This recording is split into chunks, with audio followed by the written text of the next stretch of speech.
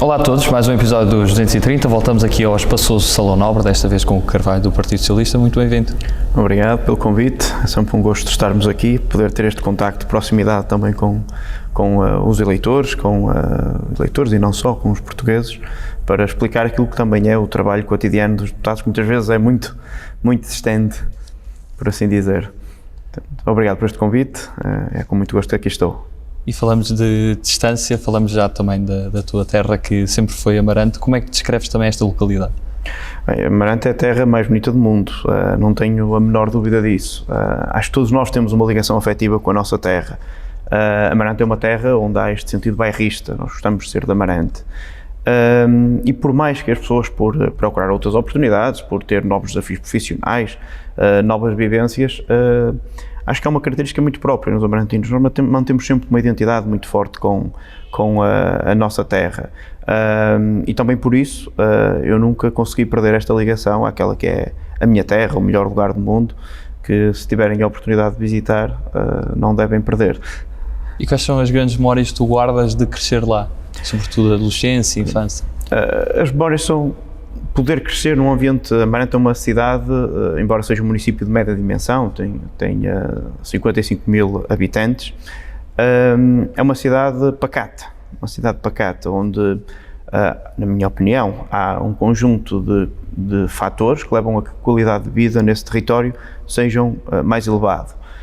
Desde logo a qualidade ambiental, a retaguarda familiar, o sentido de comunidade, as pessoas conhecem-se, as pessoas fazem vigilância social. Isso faz com que eu tenha tido a oportunidade de crescer num meio onde nós podemos crescer sem grandes preocupações, sem as preocupações da segurança, sem as preocupações do anoitecer, sem a preocupação da criminalidade, enfim, e com um conjunto de associações, de coletividades em que este envolvimento dos jovens, da comunidade, existe verdadeiramente. E essa é uma qualidade de vida que eu hoje, que tenho uma filha, se me dessem a escolher entre ela crescer em Lisboa ou crescer em Amarante, eu não tenho a menor dúvida de que a qualidade para ela é mesmo poder crescer neste mesmo ambiente onde eu tive a oportunidade, felizmente, de crescer.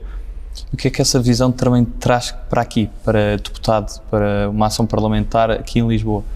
O nosso sentido, o nosso esquema de representação parlamentar, de representação democrática pelos círculos eleitorais, permite-nos muito isso. Permite-nos que nós possamos trazer as nossas realidades locais e transportá-las também para este contexto nacional. É muito fácil de que o país fique inclinado se não houver estes equilíbrios regionais. Eu dou muitas vezes exemplos simples. Quando nós, na pandemia, inicialmente quisemos dar respostas para que as pessoas não se cruzassem tanto nas suas movimentações diárias, nós colocamos desfazamento entre aquilo que eram os horários das escolas e os horários, por exemplo, dos cabeleireiros e dos barbeiros. Isso em Lisboa é algo que faz sentido. Ora, nós não queremos as pessoas ir para o comércio e para o serviço à mesma hora que vamos para as escolas. Mas, por exemplo, num contexto como de Amarante, ninguém vai a transportes públicos para ir cortar o cabelo, ninguém vai a transportes públicos para um conjunto de operações que aqui são simples de se realizar em transportes públicos. E quando eu dizia o porquê de em Amarante nós queremos desfasar os horários do comércio e dos serviços, porque não são coisas tangíveis, não se posiciona, o país não funciona igual, não responde igual em todos os meios. E portanto muitas vezes este é um pequeno exemplo que eu dou de que, obviamente de mais simples que pode haver e de mais intuitivo, para esta importância de nós termos efetivamente uma representação democrática assente em círculos eleitorais que possam trazer estas diversas realidades aqui na execução do Parlamento, e isso enriquece, não tenho dúvidas que enriquece muito a nossa democracia. Fala-se muito de sobressalto cívico na vida de uma pessoa que depois acaba por também desempenhar funções políticas. Quando é que na tua vida, e obviamente não é sempre aquele momento-chave, mas um conjunto de momentos, que começas a ganhar mais consciência política e também deste sentimento da importância da vida em comunidade? Eu julgo que desde sempre que me fui associando a este sentido de participação cívica, desde logo aquilo que dizia há pouco. Eu cresci a frequentar associações esportivas, recreativas, culturais, aquelas associações que cresceram muito pós 25 de Abril, que são uma marca identitária do nosso país. A liberdade trouxe-nos, felizmente, um tecido associativo que teve uma grande pujança logo enfim, no início da década de 80. E, portanto, esta minha participação, não política, não partidária, mas esta participação, não deixa ela de ser, na democracia participativa, sempre existiu. Eu nunca tive na minha família, nenhum familiar direto teve ligações partidárias, portanto, sempre fui gostando da participação política, por assim dizer. E recordo-me que desde o tempo em que frequentava já o meu ensino secundário, de sempre ter interesse nas discussões políticas, na democracia participativa, embora sempre tenha tido um fascínio particular pela democracia representativa, mas sempre nunca me vi distante destas questões. Tanto que, quando tinha 18 anos, entendi que devia militar num partido político. Não porque isso me trouxesse ou que achasse que isso podia trazer alguma mais-valia ou realização pessoal, mas porque entendia que fazia sentido na construção do modelo de sociedade que eu acredito que as pessoas se envolvam nessa mesma discussão. Acho que faz sentido que as pessoas se identifiquem com um partido e que depois exerçam uma militância que pode ser ela mais ativa ou menos ativa. Nunca pensei eu, quando me inscrevi com 18 anos como militante de um partido político, que hoje estaria aqui na Assembleia da República a representar esse mesmo partido. Mas acho que esta visão faz sentido. Mas eu recordo episódios no meu percurso académico, ainda no ensino secundário, de algumas pessoas que diziam eu acho que tu vais ser sindicalista.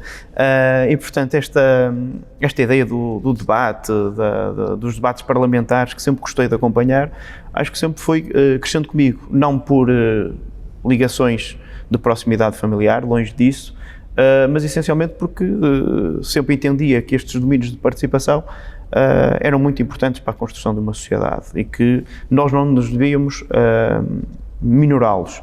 Se a geração dos meus pais teve que lutar por uma liberdade, eu julgo que a minha geração, a nossa, enfim, terá sempre uma obrigação de qualificar essa mesma democracia. E qualificar essa democracia é nós participarmos nela, seja participando e envolvendo-nos na nossa comunidade, nas tomadas de decisões, sejam também na análise daquilo que são as ideologias partidárias, os movimentos políticos que surgem também no nosso país. E a parte de engenharia e de gestão de projetos, como é que aparece também? Como é que se desenvolve? A engenharia é a minha paixão. Eu sempre, aquela ideia de que eu sempre quis ser engenheiro civil, isso acompanhou-me toda a minha vida. Desde muito pequeno, não digo da escola primária, mas nunca me lembro de querer ser outra coisa que não engenheiro civil. A engenharia civil é a minha paixão. Eu lembro-me de fazer os testes vocacionais que tinha que fazer, os testes vocacionais, eu lembro-me de faltar, porque eu dizia que não precisava de os ir fazer, depois fui mesmo obrigado a ir fazê-los. Esse ato de revolta durou pouco tempo. Mas a engenharia civil foi, aliás, eu quando entrei na faculdade, a única, só coloquei uma opção de curso e uma instituição de ensino e, portanto, só fiz mesmo uma única opção, que era a Engenharia Civil na Faculdade de Engenharia da Universidade do Porto. Exerci a Engenharia Civil, logo que acabei o meu curso, terminei o curso, mestrado integrado, entrei no mercado de trabalho como engenheiro civil, exerci a Engenharia Civil durante 5, 6 anos e depois fui entendendo que havia um conjunto de domínios que faziam falta à minha formação, não só para executar as minhas tarefas de engenheiro civil, acho que sentia que precisava de voltar a estudar, a ter esse mesmo enriquecimento. E entendi que a gestão era uma área que eu também particularmente gostava. Aí surgiu uma oportunidade de fazer uma pós-graduação, que era um mestrado, enfim, cuja tese não integrei, porque já tinha um mestrado e, portanto, depois acabei de fazer essa pós-graduação. Em gestão de projetos, por uma questão de proximidade, de ser pós-laboral, enfim, de ser relativamente próximo do local de trabalho que eu tinha, e acabei por fazer essa pós-graduação em gestão de projetos, nunca tendo diretamente trabalhado nesse mesmo contexto. Enfim, tem um conjunto de especificidades que até hoje no trabalho parlamentar me são úteis, mas do ponto de vista de ter entrado num projeto, de gestão de projetos, isso nunca concretizei. Agora, os domínios da aprendizagem, assim, tenho usado, mas a engenharia civil é algo que eu sinto sempre uma nostalgia. Eu trabalhei em particular nas vias de comunicação, em estradas, e confesso que quando passo na autoestrada e está a haver uma repavimentação, sinto saudades até dos próprios cheiros da construção, não é que seja um aroma muito agradável, mas até isso me faz sentir saudades e, portanto, é algo que eu me vejo no futuro a voltar a essa minha paixão. E para um engenheiro que está na política e que também está numa comissão, nomeadamente de obras públicas, e quando se fala em fundos da União Europeia, novamente, e em Portugal critica-se muito a questão de termos muitas autoestradas, de às vezes não ser feita a gestão de forma mais eficiente. Como é que se olha para isso e que visão também é preciso Portugal ter agora no aproveitamento disso e na construção de infraestruturas-chave? Os fundos comunitários para Portugal foram decisivos para nós alavancarmos muitas dinâmicas de desenvolvimento. Nós não teríamos a nossa rede de cuidado de saúde primária se não tivéssemos tido a oportunidade de ter financiamentos para financiar a nossa rede de centros de saúde. De centros de saúde, por exemplo, foram muito importantes para nós requalificarmos o nosso parque escolar. Eu ainda estudei na mesma escola onde os meus pais estudaram, com exigências totalmente diferentes do ponto de vista geracional. E nós muitas vezes caímos no erro de achar que os fundos comunitários são as autoestradas, que eu também concordo, excessivas face ao investimento na ferrovia que devíamos ter feito na década de 90, devíamos ter apostado mais na ferrovia e menos na rodovia, exageramos na oferta, no investimento na rodovia, mas a verdade é que os fundos comunitários foram muito mais do que isso para o país, foram decisivos para eu ter uma instituição de ensino de referência onde pude tirar a minha qualificação, foram muito importantes para nós potenciarmos o potencial humano no nosso país. Os fundos comunitários foram estruturais, foram e são ainda hoje muito estruturais para nós e para nós ultrapassarmos desafios e barreiras muito importantes. Mas evidentemente que hoje nós temos novos paradigmas para a execução dos fundos comunitários e não podemos perder esta oportunidade. O PRR não pode ser uma oportunidade perdida.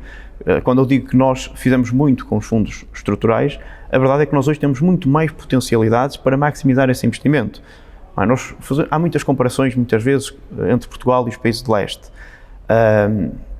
E há uma que nós devemos fazer. Quando os países de leste entraram para a União Europeia, não traziam o déficit de qualificações que nós trazíamos quando entramos. E, portanto, hoje nós temos aquelas gerações que nós fomos sempre dizendo que eram gerações sucessivamente mais preparadas que sempre, em que o país mudou o paradigma, em que as pessoas não estavam condenadas a estudar até à 4ª classe. Enfim, se tivessem um pouco mais sorte, podiam estudar 1 ou 2 anos.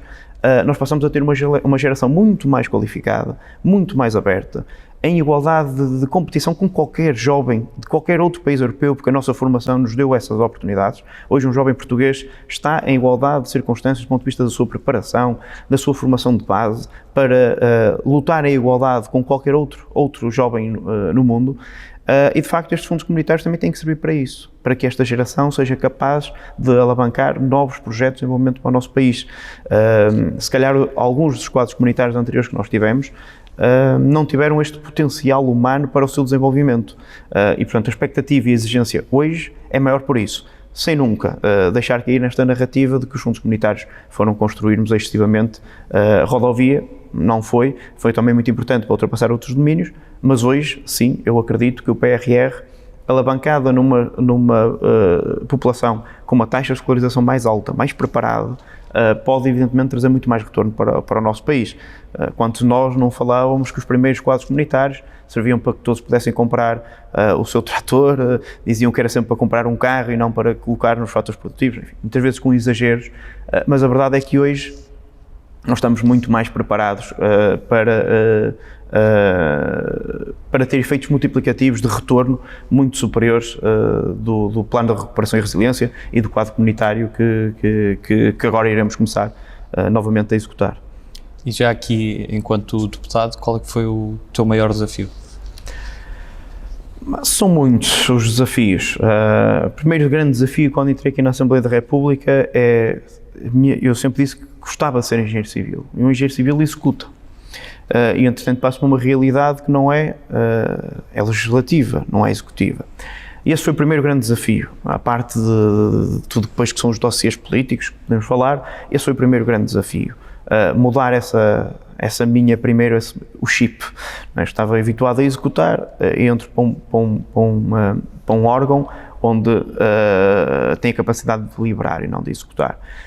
Mas acho que é um conjunto de transformações que foram operadas no nosso país, muitas delas que tiveram incidência parlamentar, que eu irei sempre recordar no futuro. Acho que a escalada do salário mínimo nacional, que é muito significativa e que será uma marca de governação de futuro, mas também identifico outros dois pilares muito estruturais de trabalho que eu, não só eu, mas todos os deputados do seu conjunto, a Assembleia no seu conjunto, conseguimos aqui implementar. Em primeiro lugar, um amplo programa para terminar com os vínculos precários de trabalho. O PREP-PAV foi, de facto, será uma daquelas medidas que daqui a 10 anos nós vamos olhar para trás e dizer que aquilo fez sentido. Nós temos feito um combate sem precedentes à precariedade laboral, e acho que essa será uma imagem de marca que eu irei sempre levar daqui. E outra, o plano de apoio à redução tarifária, onde nós, de forma bastante interessante, conseguimos colocar novamente o foco naquilo que é o transporte público a preços acessíveis, com uma maior rede de oferta.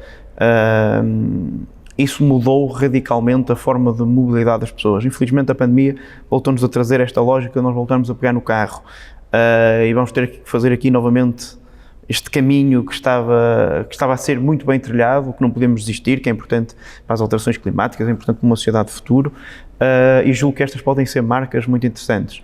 O aumento sem precedentes ao salário mínimo nacional, o combate, na minha opinião, sem precedentes à precariedade laboral e uma nova geração de aposta de políticas públicas na área dos transportes. Acho que são três ideias de marca muito fortes que daqui a 10 anos podemos olhar para trás com orgulho e falar delas. Um jovem deputado aqui na Assembleia envelhece ou amadurece? As duas. Eu acho que a vida política, sempre que eu tenho que fazer um exercício de ver fotos passadas, eu sinto como um envelhecimento muito rápido, rápido desgaste porque os horários não são cotidianos, há muito fora de horas, há rotinas que eu criei que são difíceis depois de conciliar com horários normais. Eu não consigo ir dormir sem ver as capas dos jornais, porque entendo que isso faz parte de uma preparação minha, de saber o que é que vai acontecer no dia seguinte. E quando se pensa em ter filhos, essas duas vertentes não ficam muito bem, não coexistem assim tão bem nas horas de sono. Enfim, o facto de ser de Amarante, de ter que fazer sempre os 400 km para cá, 400 km para lá todas as semanas, digo sempre que tenho sempre uma desvantagem de 8 horas de deslocação por semana. Enfim, tudo isso me dá menos qualidade de vida do que aquilo que tinha na minha profissão de engenharia civil. Se me perguntarem se é mais desgastante ser deputado ou ser engenheiro civil, nas condições que eu era, antes de ir para a Assembleia da República, eu diria que é bastante mais desgastante ser deputado do que ser engenheiro civil. Agora, se me perguntarem o que é para ti mais enriquecedor, enfim, sem margem para dúvida, é um privilégio poder ser deputado e exercer estas funções. E no dia que não for, não estou aqui a fazer rigorosamente nada também. Não deixa de ser verdade. Seguimos agora para a segunda parte da nossa entrevista, com as usuais escolhas, e a primeira é sempre a mesma: humildade ou ambição? Desculpa, não resolvi. Em termos de escolha, humildade ou ambição? Humildade. Cães ou gatos? Cães, definitivamente cães. Bernie Sanders ou AOC? Bernie. Obama ou Kennedy? Kennedy. Estou a brincar. Obama. Sagres ou Superboc? Isso é fácil, Superboc. Ornatos Violeta ou Tara Perdida? Tara Perdida. Jorge Sampaio ou Mário Soares? Não consigo escolher. Sonho ou realidade? Sonho. Chutes ou José Cid? Sempre chutos. Beatles ou ABBA? Beatles. Circulatura do quadrado ou governo sombra, que agora não se pode dizer? Circulatura do quadrado. Pedro Sánchez ou Macron? Nenhum. Amália ou Variações? Variações. Gosto bastante de variações. 230 ou 180, falando de deputados? 230, porque senão nós não teremos representação parlamentar. E se pudesses escolher uma pessoa com quem nunca tiveste a oportunidade até de conhecer e de conversar com alguma substância, seja uma personalidade nacional ou internacional, quem é que provavelmente seria essa pessoa? Possivelmente gostaria de me sentar à mesa de um jantar com Mário Soares. E o que é que seria o prato principal desse jantar? Em termos gastronómicos? Em termos gastronómicos, eu diria que um bom cabrito. E qual é que seria a primeira pergunta que gostavas de fazer a Mário Soares? O que é que se sente ao ser preso político. E para ti também é uma inspiração? Eu acho que é uma inspiração sempre que alguém, sabendo que o ato que está a fazer vai prejudicar a sua liberdade individual, o seu custo individual, mas essa pessoa acredita que está a fazer uma construção para o bem comum. Estou a personalizar em Mário Soares, no período pré-25 de Abril, mas que eu podia personalizar em muitas outras personalidades. Aqueles que, quando saíam de casa, sabiam que corriam o risco de não poder voltar, ou que os seus podiam não ter essa retaguarda. Enfim, eu acho que essa é que é a definição daquilo que é um herói, não é? É aquele que, sem ter nada a ganhar do ponto de vista pessoal ou único, está a tomar uma atitude que pode trazer um avanço civilizacional ao seu país, à sua sociedade, à sua causa, e nós temos exemplos notáveis no nosso país disso, que infelizmente, cujas memórias se vão perdendo, e portanto daí eu ter colocado essa possibilidade de, privei num ou outro momento, enfim, numa conferência, num congresso da Juventude Socialista, com Mário Soares, nunca mais do que isso, mas gostava de ter tido o privilégio de ter uma conversa com ele, acho que seria um privilégio incrível. Mário Soares tem também uma obra com o Sérgio Sousa Pinto, já entrevistámos, de diálogo também de gerações, essa sinergia intergeracional. Sentes que a forma como figuras do início da nossa democracia projetaram o país, esperavam que estivéssemos em 2021 desta forma, ou fica um pouco aquém? Eu vou-te responder a isso, transmitindo-te um exemplo que é para mim dos momentos políticos mais fortes, ou daqueles que carga mais emotiva tem para mim. Num dos últimos congressos e de uma das últimas aparições públicas com intervenção de Mário Soares, foi um encerramento, uma participação no Congresso da Juventude Socialista. Ele chegou a esse congresso já muito debilitado, um congresso, porventura, em 2014, 2014, julgo eu. 2014, estamos no período da Troika, 2013-2014. E esse congresso foi em Troia, e eu estava nessa comissão organizadora do congresso. E a chegada do Mário Soares até ao recinto do pavilhão, eu teve que repousar várias vezes, eu já tinha muitas dificuldades até de locomoção, nessa altura. E ele fez uma intervenção nesse congresso. E a mensagem que ele escolheu passar àqueles cerca de 1000 jovens que estavam naquele espaço, foi ele dizer que das maiores alegrias que ele podia ter na vida, depois de tantos anos de luta pela liberdade, para construir um Portugal democrático, de governação, aquela pessoa tinha sido tudo, não é? Que hoje disse que a maior alegria que podia ter nesta fase da vida dele era ver um conjunto de jovens que não estavam resignados a lutar pela liberdade. E ele disse isso emocionado. E, portanto, um dos maiores bultos da nossa democracia, daquilo que é uma das grandes referências para mim, naquele momento fez-nos sentir que nós é que éramos as pessoas especiais e não era ele. E alguém que estava mesmo, ele disse visivelmente emocionado, e acho que aquela intervenção dele, acho que me marcou a mim, como terá marcado a qualquer um dos jovens que ali estavam, e marcariam não só socialistas, como se tivesse qualquer social-democrata, aquelas palavras iriam sempre pesar. E, portanto, acho que esta troca que a política nos permite entre gerações é verdadeiramente enriquecedor para todos nós, porque nós aprendemos muito com aquilo que foi o nosso passado, as nossas vivências, e o passado tende-se a repetir em ciclos, com novos desafios, novas metas, mas tende-se a repetir, e essas aprendizagens não podem nunca deixar de, se houver essa possibilidade, de poder passar. Eu entrei na Assembleia da República para substituir Alberto Martins. Quem me dera a mim poder ter estado na Assembleia da República ao mesmo tempo que o Alberto Martins. Isso também teria sido um grande privilégio, alguém que, outro homem de grande coragem, que no movimento estudantil consegue pedir a palavra em tempos difíceis. Eu gostava de ter partilhado vivências aqui com ele. A nossa democracia perde quando nós vamos perdendo essas referências. Inevitavelmente temos que criar outras novas para que a nossa democracia continue a ser construída com novos agentes, mas tivemos pessoas com enormes capacidades, extraordinários políticos, de todos os quadrantes políticos nesta Câmara, na Assembleia da República. E falando de literatura, tens assim algum autor favorito, ou algo que lês mais? Eu sou uma pessoa que não me agarro em absoluto a nenhum autor, seja do ponto de vista da literatura, seja do ponto de vista cinematográfico, seja do ponto de vista musical. Nunca cultivei essa cultura. Registro muito um livro que eu julgo que foi, porventura, dos primeiros livros que eu, com algum dinheiro meu, que eu tinha comprado, ele é bastante barato, mas que se calhar tinha alguma coisa a ver com o facto de eu gostar de política.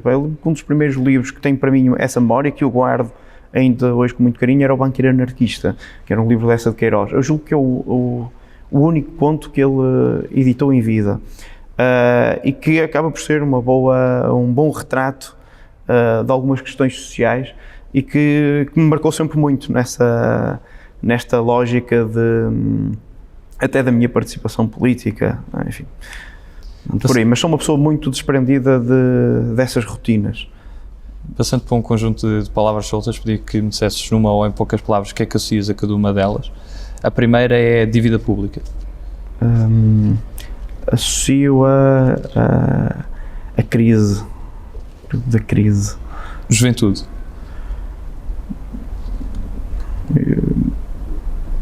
Eu associo agora a juventude à minha filha, o que é estranho. Fizeste-me pensar numa coisa que nunca tinha pensado, mas já não associo a mim. É um sinal dos tempos. Democracia plena. República. Amarras ideológicas. Comunismo. TAP. Coesão territorial. Sindicatos. Defesa dos trabalhadores. Eutanásia. Direito de escolha. Trabalho. Rendimento. Cidadania.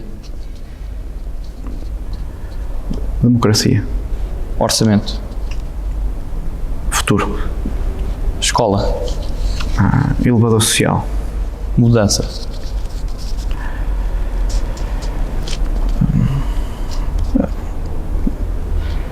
Desenvolvimento. Acredito que sim, pelo menos vamos esperar que sim, sempre. E se pudesses resumir Portugal numa palavra, que palavra é que escolhias? Uma palavra não, mas a minha terra. E para terminar, que mensagem é que gostarias de deixar a todos os portugueses? Enfim, eu acho que a mensagem, pelo menos a quem está a desempenhar estas funções de deputado, e tendo a oportunidade de passar uma mensagem, acho que a principal mensagem é uma mensagem de confiança nas nossas instituições, não porque se deva confiar por si só, mas porque as instituições que nós hoje temos, o regime democrático que nós fomos capazes de construir, dependem muito daquilo que é a nossa participação. Se nós tivermos confiança, se nós participarmos nas nossas instituições, se nós tivermos uma participação na nossa democracia, nós vamos poder ter uma confiança plena naquilo que é as nossas instituições, aquilo que são os pilares basilares do desenvolvimento do nosso país. E eu acho que hoje, quando há pouco falávamos, eu acho que hoje nós temos uma obrigação histórica para com o nosso país, uma dívida para com o nosso país. É esta dívida de participar, de qualificar essa mesma democracia. Nós precisamos nos desenvolver mais. Até porque isso é positivo, seja para a nossa democracia, como seja para a nossa sociedade, para o nosso desenvolvimento enquanto comunidade. Nós não podemos voltar a sentir o eu, mas a sentir o nós, o coletivo. E, portanto, se nós tivermos esta lógica de participação, confiando que a nossa participação traz uma sociedade melhor, instituições melhores, mais escrutínio, mais democratização, eu acredito que se nós todos fizermos este trabalho, nós vamos mesmo valorizar o nosso país por essa via. O que nós precisamos é de participação, em que ninguém fique sentado na sua cadeira em casa, apenas resignado que tudo está mal. Não, esta é a altura de nós entramos na ação, nós entramos em cena. E isso pode ser a grande alavanca que falta no contínuo qualificar da nossa democracia, é mesmo participar. Hugo, muito obrigado pela tua participação. Obrigado eu por esta oportunidade e bom trabalho nesta tua iniciativa, que também é participar e que também é este envolvimento na nossa sociedade e na qualificação da nossa democracia, seja ela representativa ou participativa, porque neste caso consegue estar mesmo nos dois. E obrigado por isso. Muito obrigado. Cá continuaremos na Assembleia da República a entrevistar mais deputados. Estejam atentos. Até à próxima.